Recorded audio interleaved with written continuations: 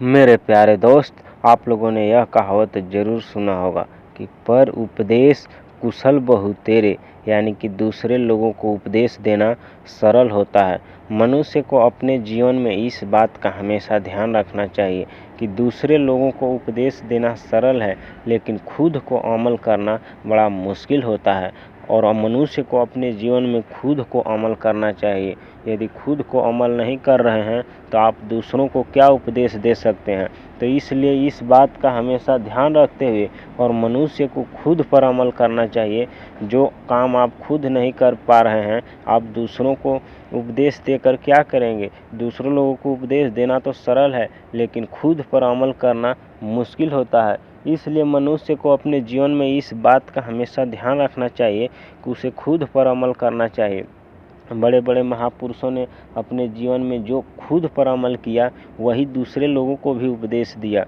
तो आप भी अपने जीवन में इस बात का अमल कीजिए, इस पर ध्यान देकर और अपने जीवन को सुखमय और सफल बनाने का कोशिश कीजिए। और लगातार सच्ची लगन और मेहनत के साथ अपने जीवन में बड़े लक्ष्य और बड़े सपने को प्राप्त करने के लिए दिन रात कड़ी मेहनत करते हुए और लगातार प्रयास करते रहें।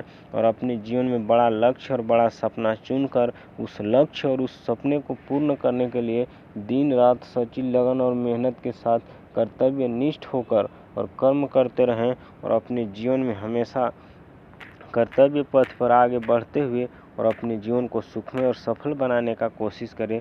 तब जाकर आप अपने जीवन में बड़ा हासिल मुकाम कर सकते हैं, बड़ा लक्ष्य और बड़ा सपना की प्राप्ति कर सकते हैं।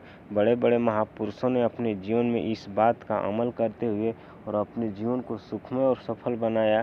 महात्मा गांधी, पंडित जवाहरलाल नेहरू, भीमराव अम्बेडकर, सुभाष चंद्र बोस इत्यादि महापुरुषों ने अपने जीवन में बड़े लक्ष्य और बड़े सपने को पूर्ण किया।